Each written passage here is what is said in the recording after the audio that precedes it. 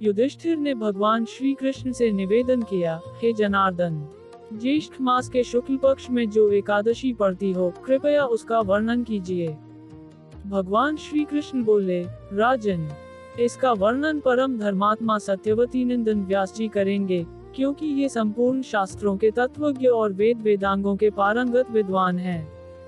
तब वेद व्यास जी कहने लगे, दोनों ही पक्षों की एकादशियों के दिन भोजन न करे।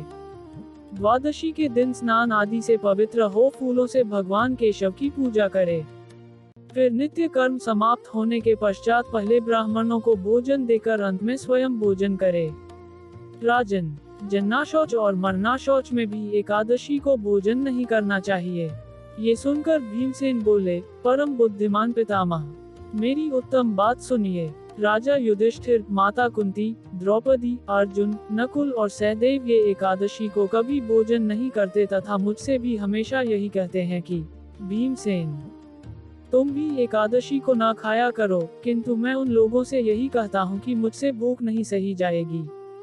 भीमसेन की बात सुनकर व्यास जी ने कहा, यदि तुम्हें स्वर्गलोक की प्राप्ति अभीष्ट है और नरक को दूषित समझते हो तो दोनों पक्षों की एकादशियों के दिन भोजन न करना।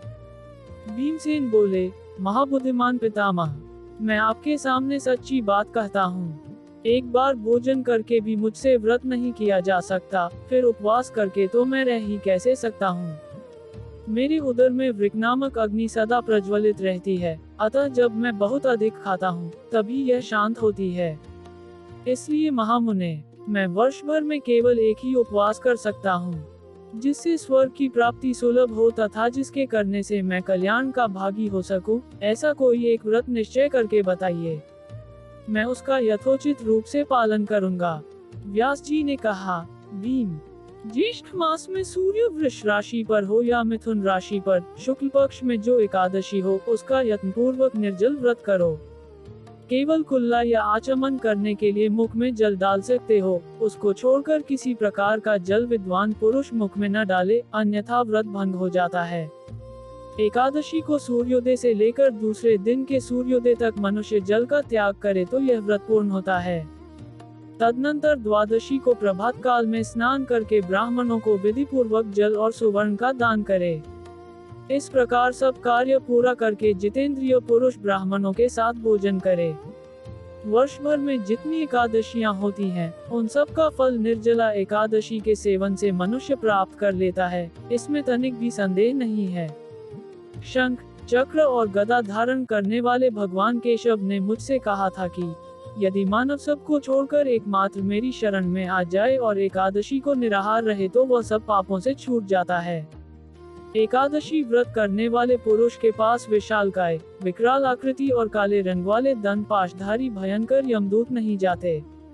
अंतकाल में पीताम्बरधारी, सौम्य स्वभाव वाले, हाथ में सुदर्शन धारण करने वाले और मन के समान वेगशाली विष्णुदूत आखिर इस वैष्णव पुरुष को भगवान विष्णु के धाम में ले जाते हैं। अतः निर्जला एकादशी को पूर्ण यत्न करके उपवास और श्रीहरि का पूजन करो।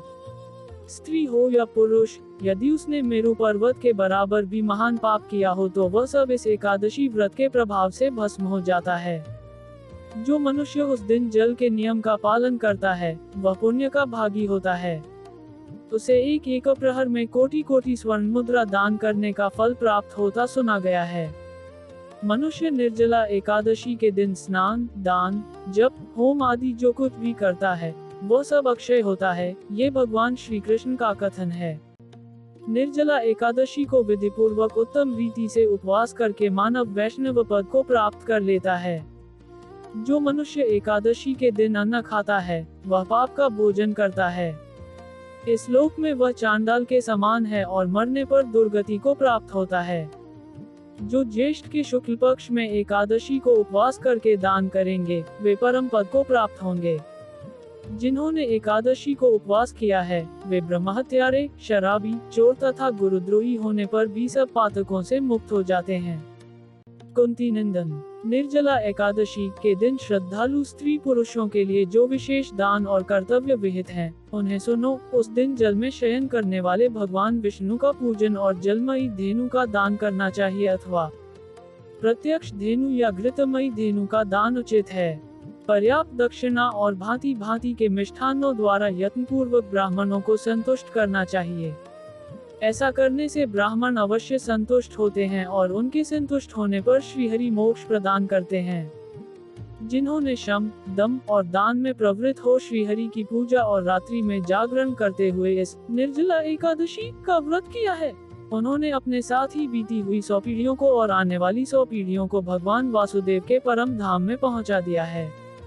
निर्जला एकादशी के दिन अन्न, वस्त्र, गौ, जल, शैया, सुंदर आसन, कमंडलू तथा छाता दान करने चाहिए। जो श्रेष्ठ तथा सुपात्र ब्राह्मण को जूता दान करता है, वह सोने के विमान पर बैठकर स्वर्गलोक में प्रतिष्ठित होता है। जो इस एकादशी की महिमा को भक्तिपूर्वक सुनता अथवा उसका वर्णन करता है, वह स्वर्गलोक में जाता है। चतुर्दशी युक्त अमावस्या को सूर्य ग्रहण के समय श्राद्ध करके मनुष्य जिस फल को प्राप्त करता है, वही फल इसके श्रवण से भी प्राप्त होता है। पहले दंत धावन करके ये नियम लेना चाहिए कि मैं भगवान केशव की प्रसन्नता के लिए एकादशी को निराहार रहकर आचमन के सिवा दूसरे जल का भी त्याग करूंगा। द्वादशी को देवेश्वर भगवान विष्णु का पूजन करना चाहिए। गंध, धूप, पुष्प और सुंदर वस्त्र से विधि पूर्वक पूजन करके जल के घड़े के दान का संकल्प करते हुए निम्नांकित मंत्र का उच्चारण करें। देव देव ऋषिकेश संसारार्णवतारक उत्कुम प्रदाने नय माँ परमागतिम।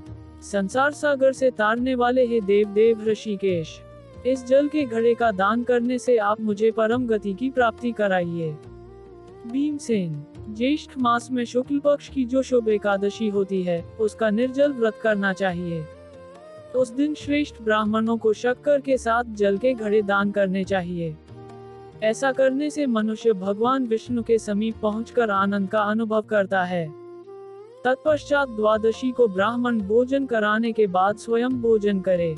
जो इस प्रकार पूर्ण रूप से पापनाशिनी एकादशी का व्रत करता है, वह सब पापों से मुक्त हो आनंदमय पद को प्राप्त होता है। ये सुनकर भीमसेन ने भी इस शुभ एकादशी का व्रत आरंभ कर दिया। तब से ये लोक में पांडव द्वादशी के नाम से विख्यात हुई।